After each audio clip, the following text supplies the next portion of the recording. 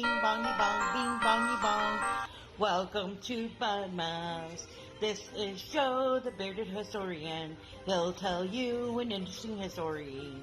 Be careful of his soldiers, they can be brats. This is Angel, she's an entity. She'll cause chaos and plant her hands at you.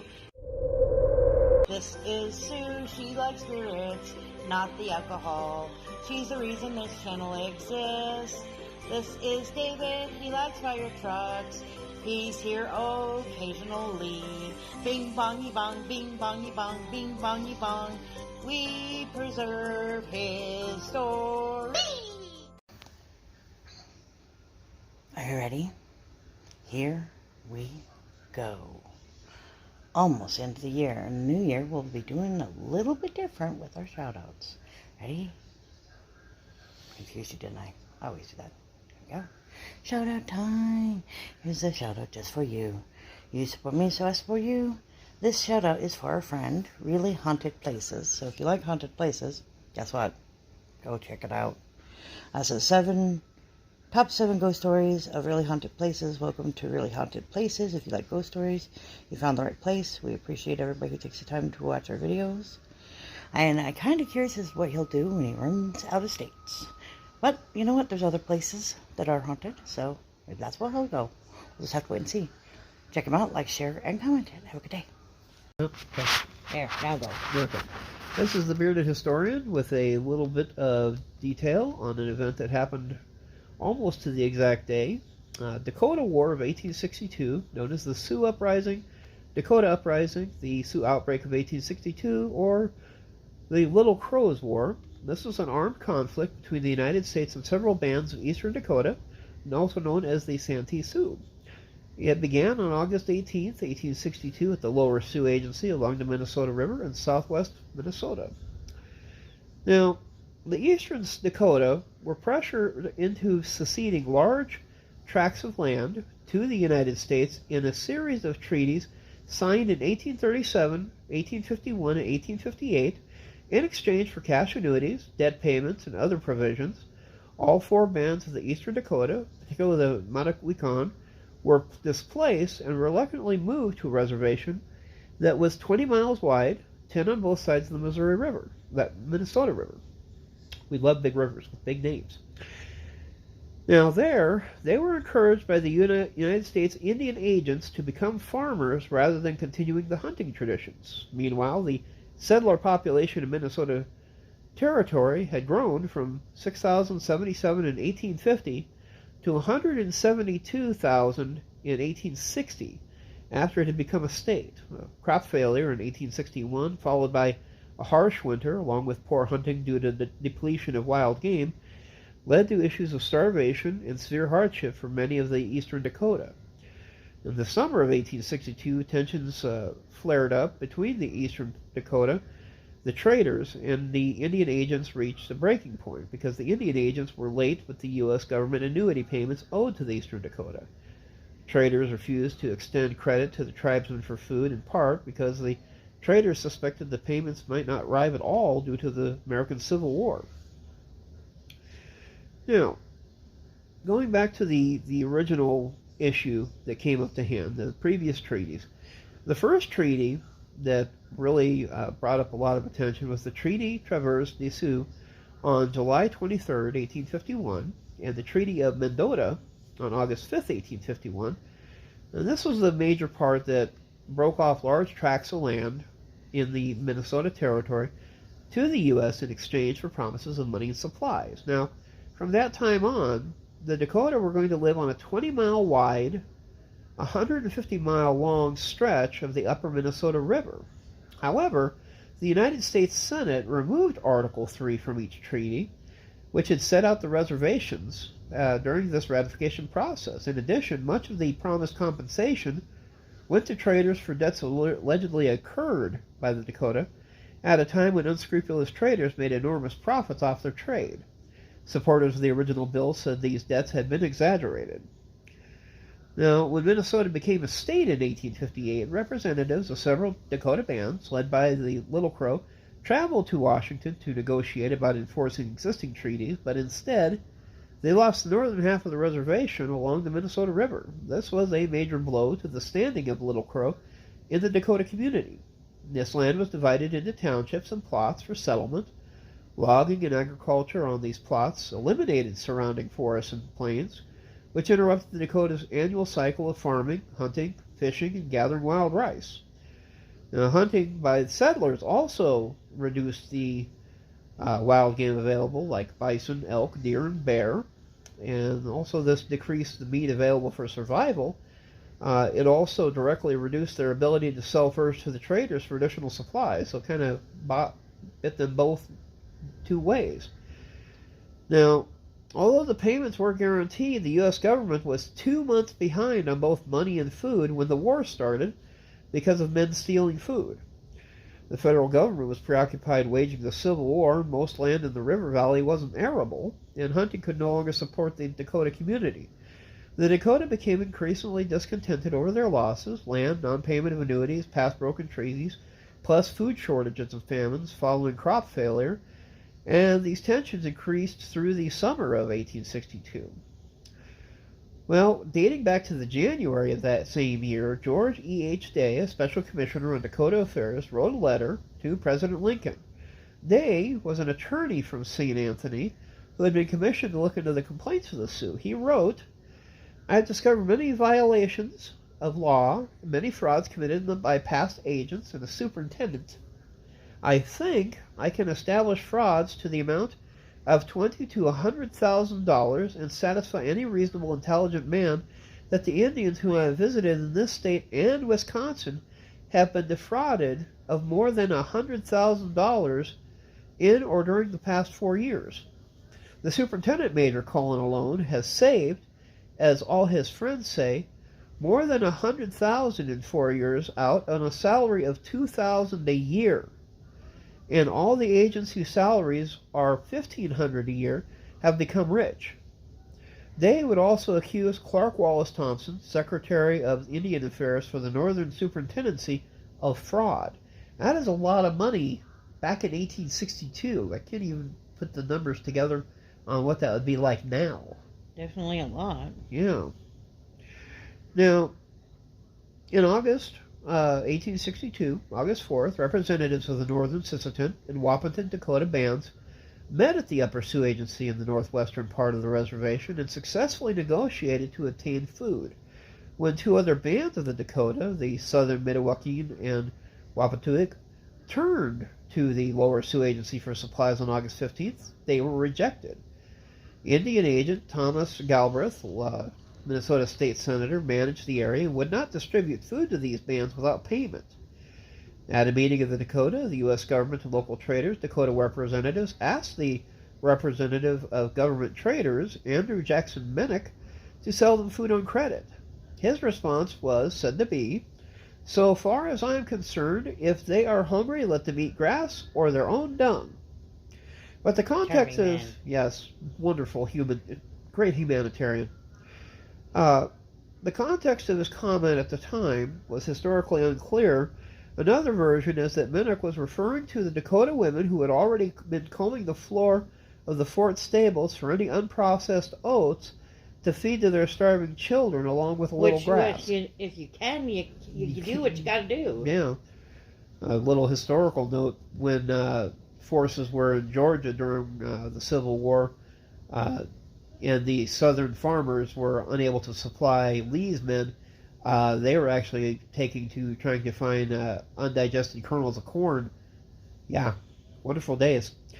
Now, the effect of Minnick's statement on Little Crow and his band was clear, however. In a letter to General Sibley, Little Crow said it was a major reason for commencing of war. It says, "Dear Sir, from what reason we have commenced this war, I will tell you. It is on account of Major Galbraith we made a treaty with the government, a big for what little we do get, and then can't get it until our children are dying with hunger. It is with traders that commence. Mr. Minnick told the Indians that they would eat grass or their own dung." Now, on August 16th, the treaty payments for the Dakota arrived at St. Paul, Minnesota, and they were brought to Fort Ridgely the next day. they arrived too late to prevent violence. Now, August 17th, 4 young Dakota men on a hunting trip killed 5 settlers near a settlement in the Acton Township of Minnesota. Some accounts say that the men acted on a dare following an argument on whether they should steal eggs. Others say the men were provoked when a farmer refused to give them food or water or liquor.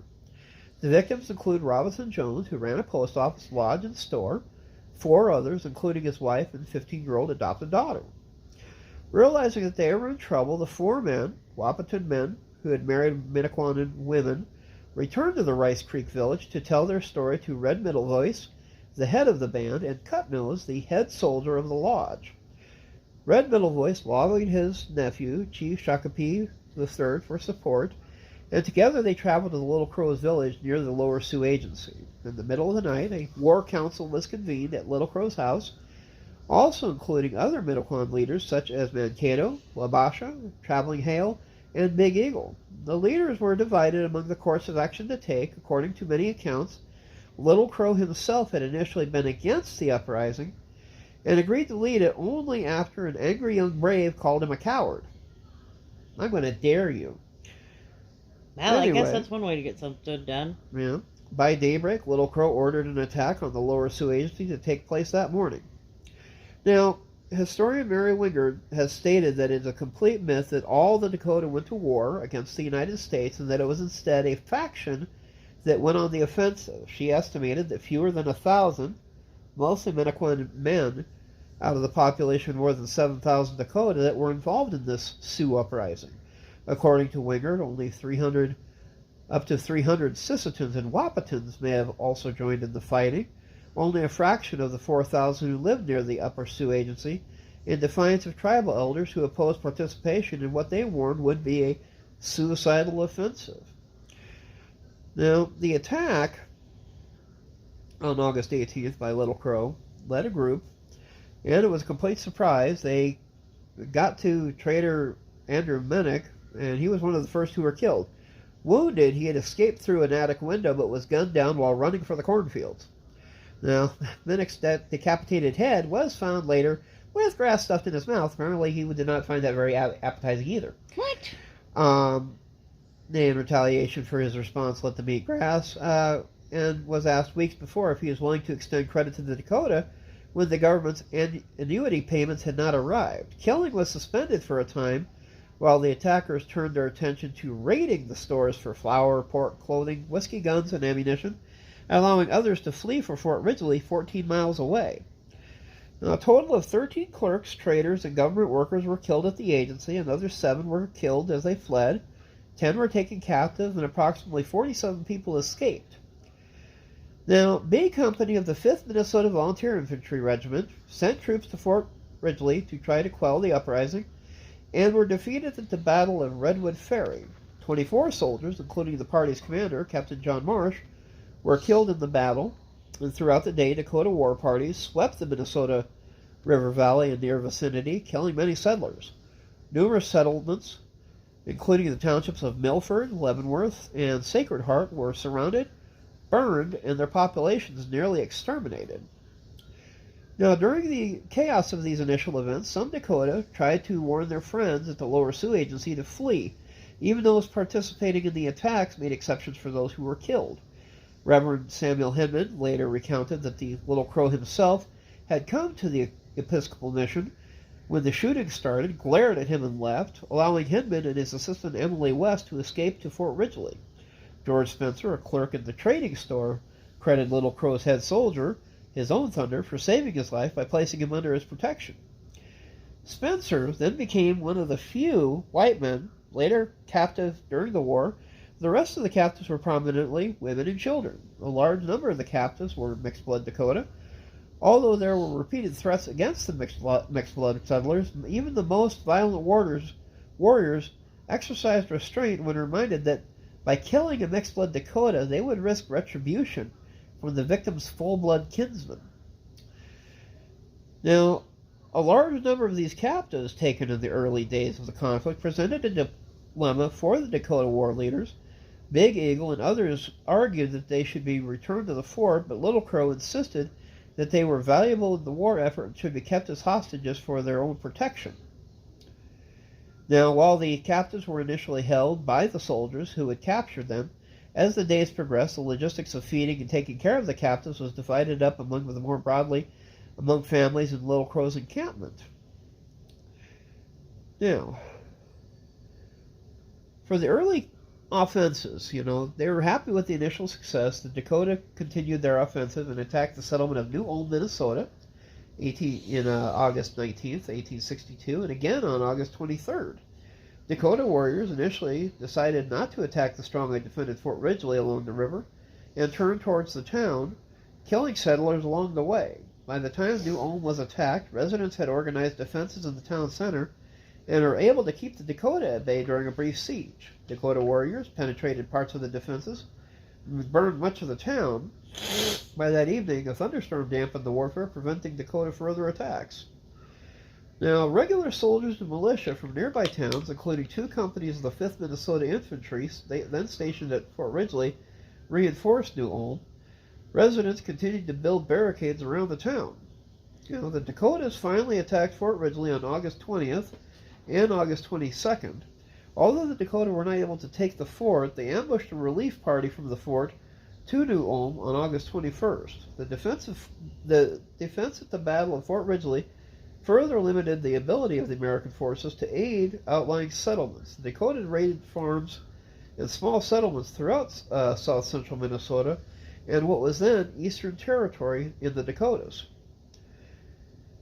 Now, on August 19th, 1862, Minnesota Governor Alexander Ramsey asked his longtime friend and political rival, then former Governor Henry Hastings Sibley, to lead an expedition up the Minnesota River for the relief of Fort Ridgely, and gave him an officer's commission as colonel of volunteers. Sibley had no previous military experience, but was familiar with the Dakota and the leaders of the Minnewakan, Watakupi, Sisseton, and Wahpeton bands, having traded among them since arriving in the Minnesota River Valley 28 years beforehand as a representative of the American Fur Company. After receiving the message by Lieutenant Timothy J. Sheehan about the seriousness of the attacks on Fort Ridgely, Colonel Sibley decided to wait for reinforcements, arms, ammunition, and provisions before leaving St. Peter. On August 26th, Sibley marched towards Fort Ridgely with 1,400 men, including 6 companies of the 6th Minnesota Volunteer Infantry Regiment and 300 very irregular cavalry. On August 27th, a vanguard of mounted men under Colonel Samuel McPhail arrived at Fort Ridgely and lifted the siege. The rest of Sibley's force arrived the next day and established a camp outside the fort. Many of the 250 refugees, some of which had been confined to Fort Ridgely for 11 days, were transported to St. Paul on August 29th. Military militia units under Sibley's command at Fort Ridgely, Captain William J. Collins mounted St. Paul Colon Guards, Captain Joseph M. Bean's company, the Eureka Squad, Captain David D. Lloyd's company organized in Rice County, Captain Calvin Potter's company of mounted men, Captain Mark Hendrick's battery of light artillery, and Captain J.R. Sterrett's company of mounted men raised at Lake City. Now, a defense along the southern and southwestern frontier organized, we have on August 28th, Governor Ramsey sent Judge Charles Eugene Flannery to the Blue Earth country to secure the state's southern and southwestern frontiers, extending from Fort Ulm to the northern border of Iowa. On September 3rd, Flannery received his officer's commission as colonel in the Minnesota's volunteer militia. He set up his headquarters at South Bend, 4 miles southwest of Mankato, where he maintained a guard of 80 men. Flannery organized a line of forts garrisoned by soldiers under his command at New Ulm, Garden City, Winnebago, Blue Earth, Martin Lake, Madelia, and Marysburg. Flannery and his company were relieved on October 5th by the 25th Wisconsin Infantry Regiment. Now, the Iowa Northern Border Brigade alarm over these Dakota attacks led to the construction of a line of forts from Sioux City to Iowa Lake. This region had already been militarized because of the Spirit Lake Massacre in 1857. After the conflict in 1862 began, the Iowa legislature authorized not less than 500 mounted men from the frontier counties at the earliest possible moment to be stationed where most needed. Though this number was soon reduced, although no fighting ever took place in Iowa, the Dakota Uprising led to the rapid expulsion and few remaining unassimilated Dakota.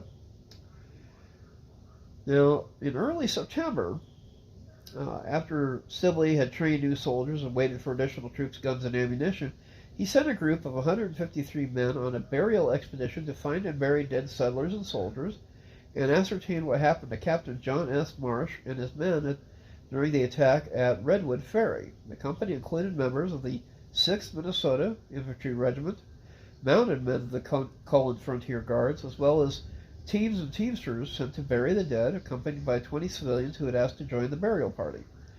In the early morning hours of September the 2nd, a group of 200 Dakota warriors surrounded and ambushed their campsite, kicking off a 31-hour siege known as the Battle of Birch Coulee, which continued until Colonel Henry Hastings Sibley finally arrived with more troops and artillery on September 3rd.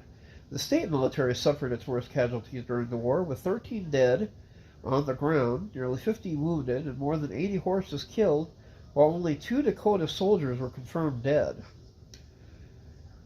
Further north, Dakota attacked several unfortified stagecoach stops and river crossings along the Red River trails, a settled trade route between Fort Garry, now Winnipeg, Manitoba, and St. Paul, Minnesota, in the Red River Valley, northwest Minnesota, and the eastern Dakota Territory. Many settlers and employees of the Hudson's Bay Company and other local enterprises in the sparsely populated country took refuge in Fort Abercrombie, located in a bend of the Red River of the North, about 25 miles south of present-day Fargo, North Dakota. Between late August and late September, the Dakota launched several attacks in Fort Abercrombie. All were repelled by its defenders, including Company D of the 5th Minnesota Infantry Regiment, which was garrisoned there, with assistance from other infantry units, citizen soldiers, and the Northern Rangers.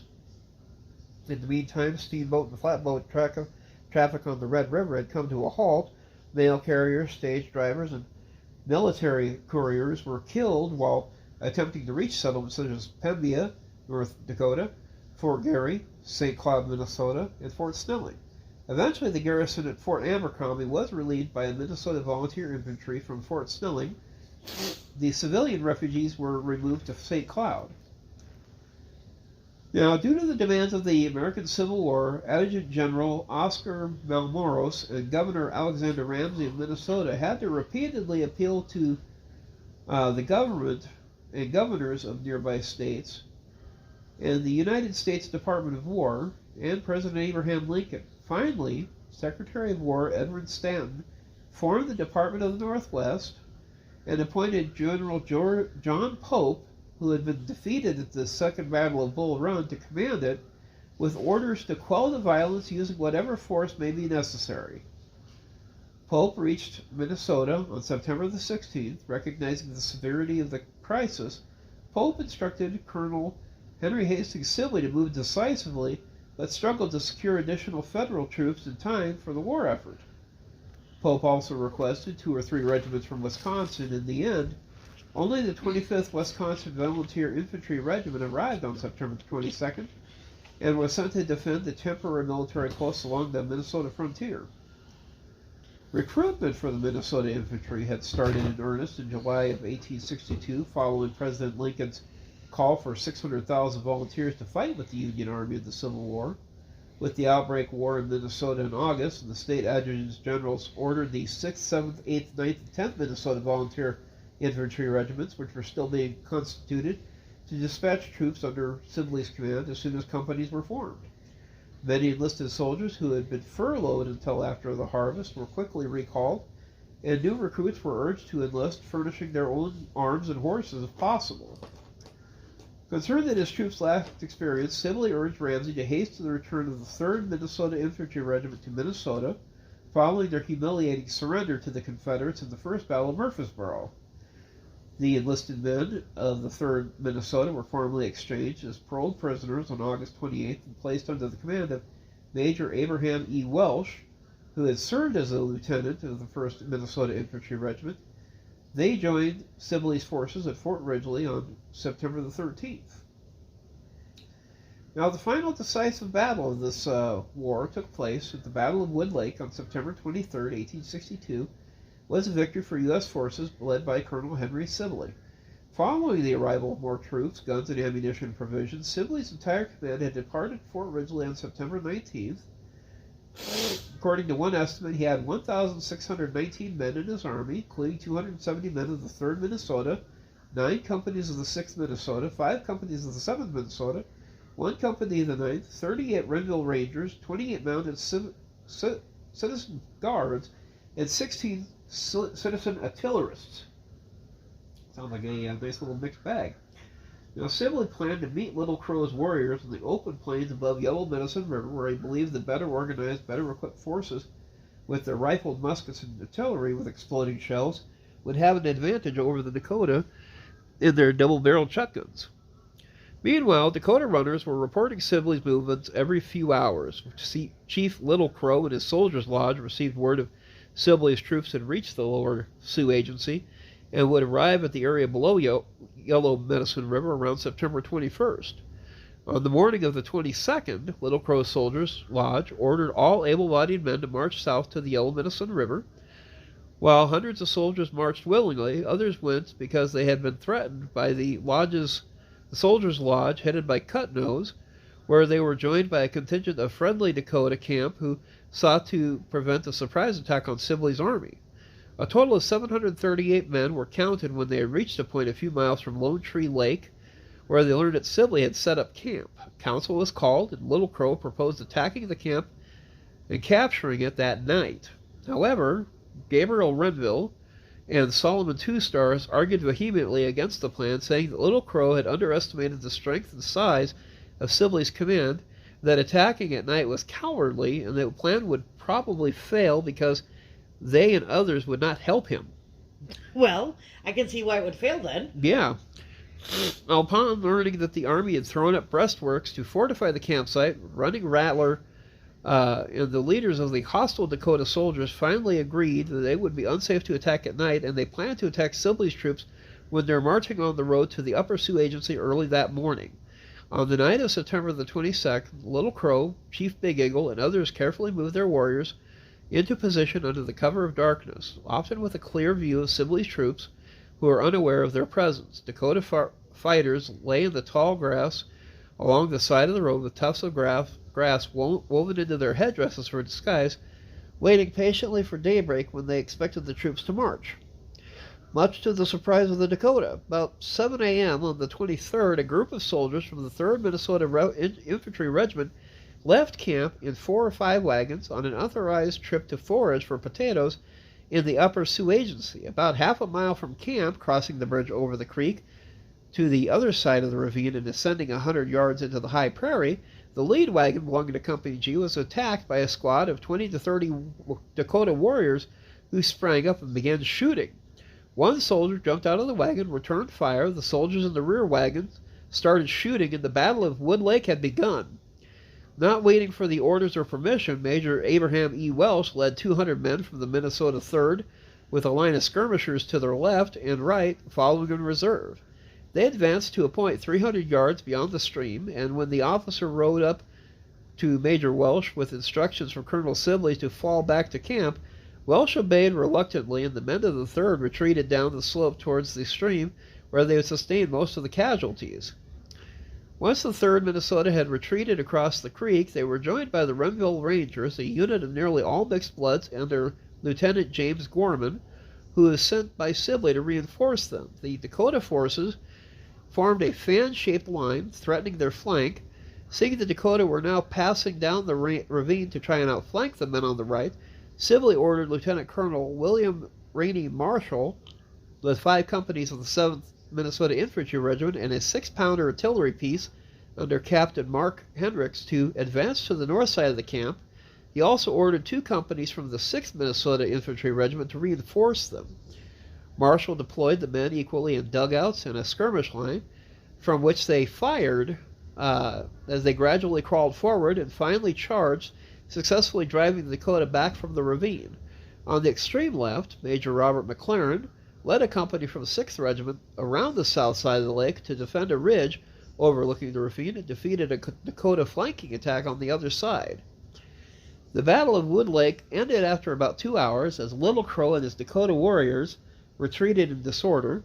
Chief Mankato was killed in the battle by a cannonball. Oops. Big Eagle was later explained that hundreds of Dakota fighters were unable to get involved or fire a shot in the battle because they had been positioned too far out. Sibley decided not to pursue the retreating Dakota because he lacked the cavalry to do so.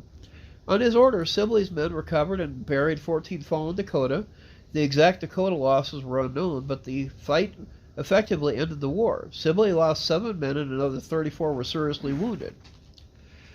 Now, at Camp Release on September 26, 1862, the Dakota Peace Party handed over 269 former prisoners to the troops commanded by Colonel Sibley. The captives included 162 mixed bloods, 107 whites, mostly women and children, who had been held hostage by the hostile Dakota camp, which broke up as Little Crow and some of his followers fled to the northern plains.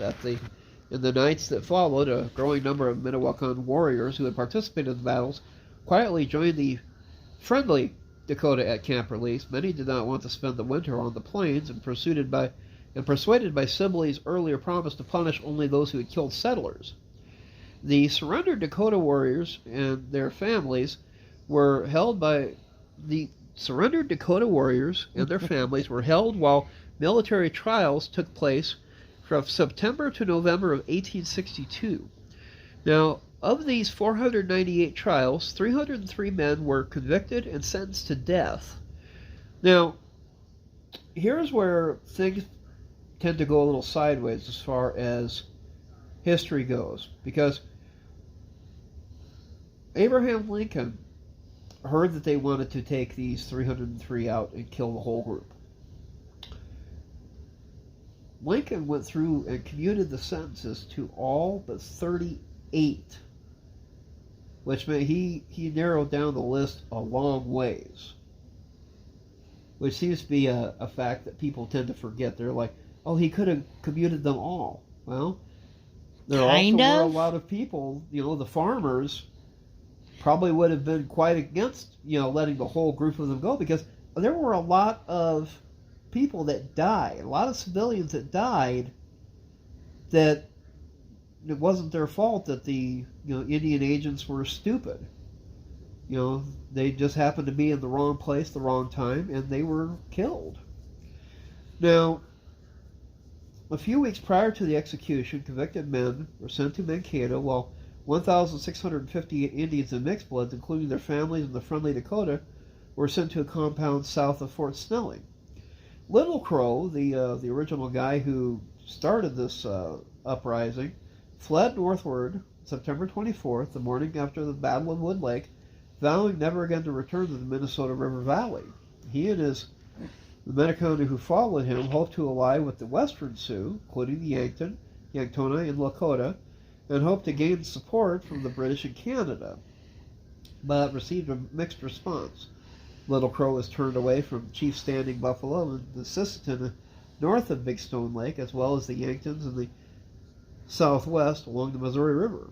Now, rebuffed by these leaders and of other tribes, and accompanied by a dwindling number of his own followers, Little Crow eventually returned to Minnesota in late June 1863 and was killed near Hutchinson, Minnesota, while gathering raspberries with his teenage son, Wanwapi. The pair were seen by Nathan Lamson and his son Chauncey, who had been out hunting. Lamson and Little Crow exchanged fire, and Little Crow was mortally wounded by a ball to his breast. Oops. Weeks later, when it was discovered that the body was that of Little Crow, Lamson received a $500 bounty from the state of Minnesota for his scalp. Which I still think is kind of wrong, but at the same time. Yeah.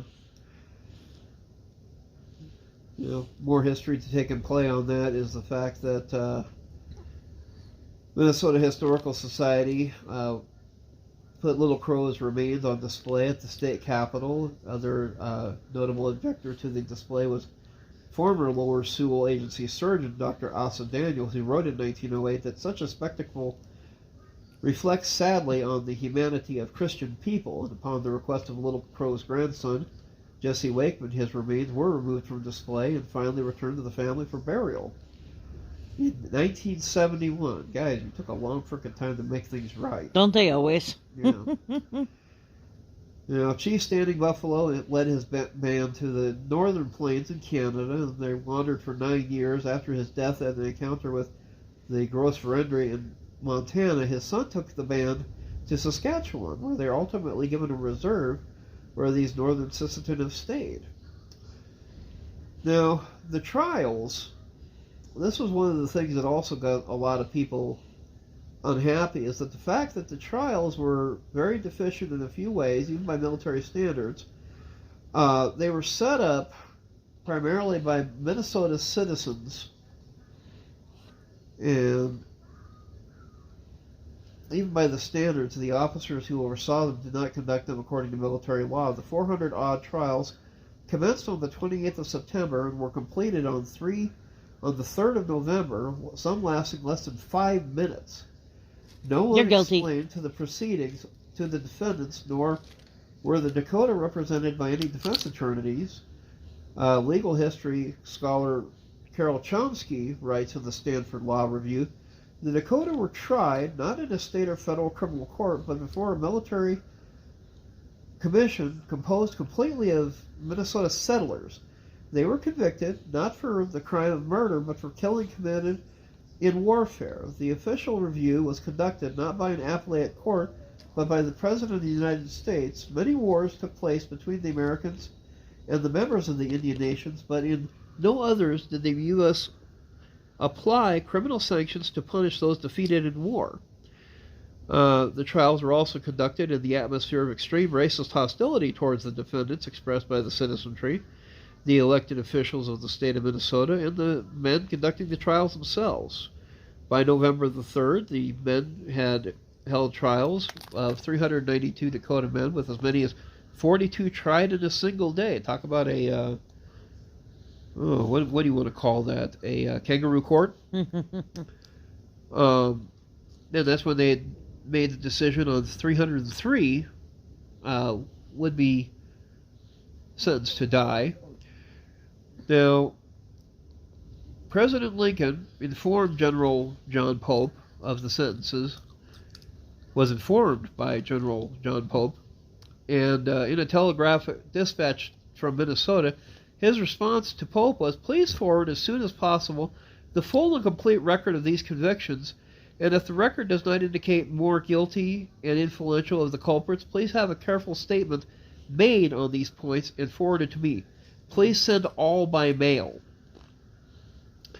Now, when the death sentences were made public, Henry Whipple, the Episcopal Bishop of Minnesota and a reformer of U.S. Indian policy, responded by publishing an open letter. He went to the Washington, D.C. in the fall of '62 to urge Lincoln to proceed with leniency.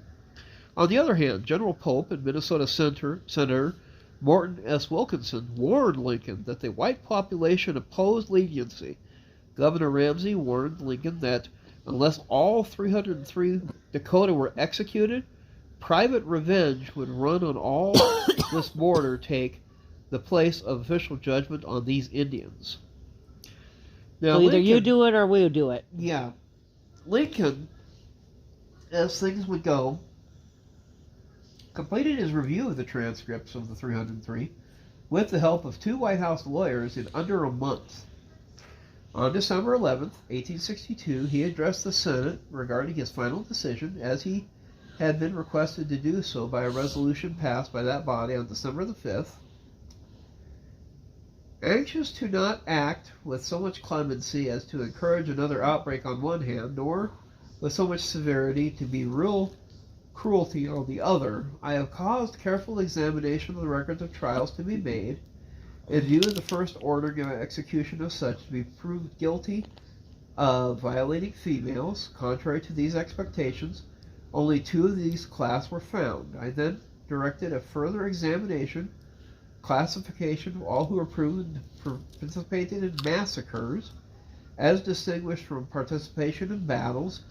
This class numbered 40, and that included the 2 convicted female violation. Of the number, is strongly recommended that the commission which tried them for commutation to 10 years imprisonment.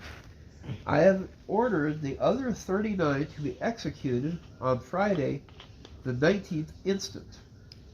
In the end, Lincoln commuted the death sentences of 264 prisoners and allowed the execution of 39 men.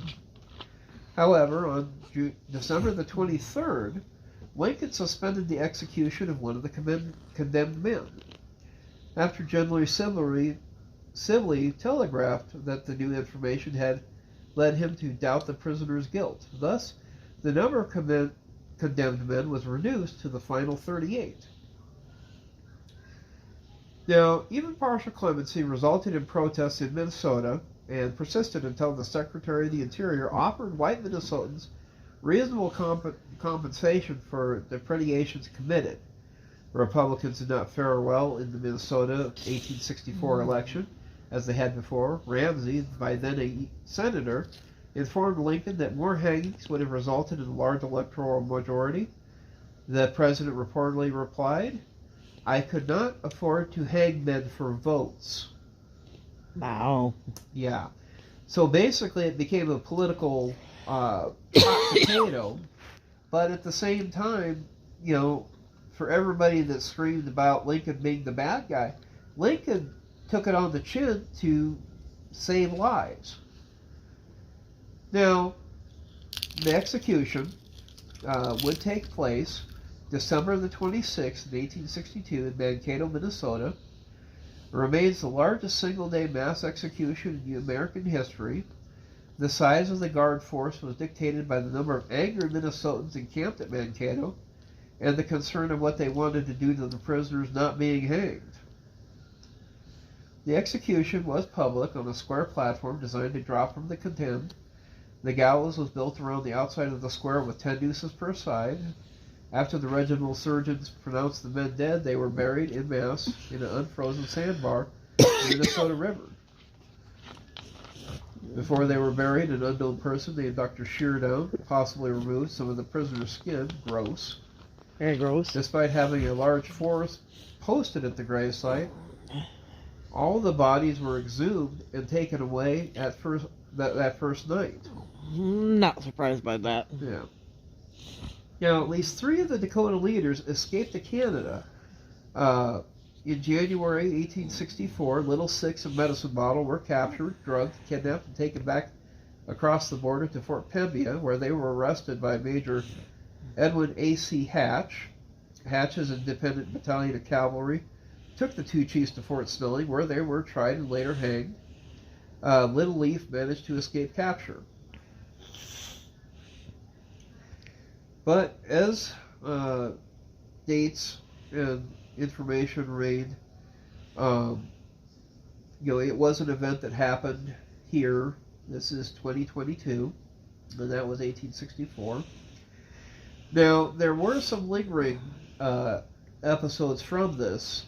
The remaining convicted Dakota were held in prison that winter. The following spring, they were transferred to Camp McClellan in Davenport, Iowa, where they were imprisoned for 3 years. By that time of the release, 1/3 of the prisoners had died of disease. The survivors were sent to their families. The families had already been expelled from Minnesota. They were now living in Nebraska.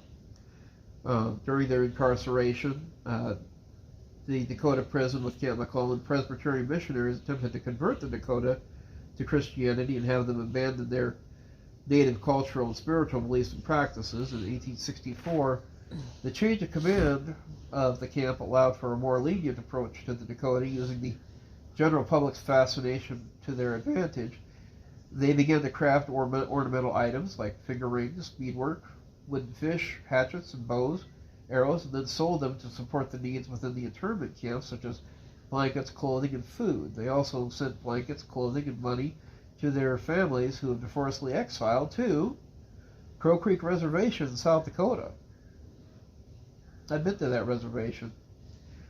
In addition to the packages, they maintained family ties, communicating via postal mail.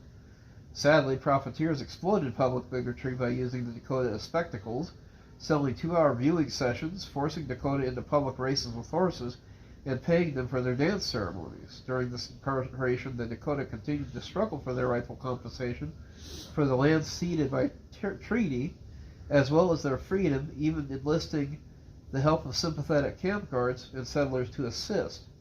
In April 1864, the imprisoned Dakota helped pay for missionary Thomas Williamson's trip to Washington, D.C. to argue in favor of the prisoner's release. He received a receptive audience in President Lincoln, but only a few Dakota were released, partially due to a proviso Lincoln had made with the Minnesota congressman who continued to refuse clemency. The remaining Dakota were eventually released 2 years later by President Andrew Johnson in April 1866. There, along with the families from the Crow Creek Reservation, were relocated to the Santee Sioux Reservation in Nebraska.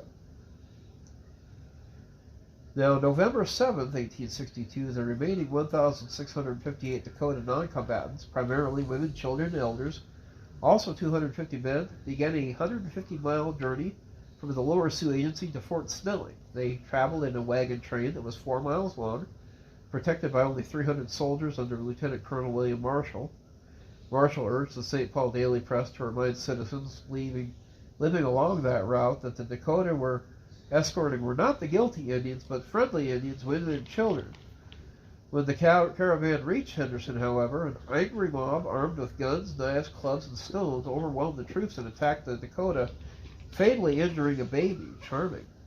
Oh, nice people. Yeah. They finally reached Fort Snelling on the evening of November 13th, 1862. At first, they were settled in an open camp below Fort Snelling, but soon relocated to a fenced stockade to protect them from further attacks. Living conditions and sanitation were poor, and infectious diseases such as measles struck the camp, killing an estimated 102 to 300 Dakota. In April of '63, U.S. Congress abolished the reservation, declaring all previous treaties with the Dakota null and void, and undertook proceedings to expel the Dakota people completely from Minnesota. Let's just say that the way the Minnesotans treated the Dakota, I think it was criminal. Nah, they were so friendly. Well, even here, get this. They also, the state issued a bounty of $25 per scalp on any Dakota male found free within the boundaries of the state to ensure their removal. The only exception to this legislation applied to the 208 Metawakan who had remained neutral or assisted white settlers in the conflict. So the surviving 1,300 Dakota were crowded aboard 2 steamboats and relocated to the Crow Creek Reservation in Dakota Territory. At that time, the place was stricken by drought, making the habitation difficult. In addition, those dying during the journey, more than 200 Dakota died within 6 months of arriving, many being children. But so, you can kind of understand why the Native Americans don't look too highly on the 26th of December. Not only was it the death of 38 plus 2, but it basically got to see a reservation be, destroyed. So, but this little history tidbit, and something to give you guys something to reflect on, and you hope in the future we don't have to act like pure animals. But this has been Joe, the bearded historian, and folks, have a joyous new year, and we look forward to a brighter 2023. Have a good night.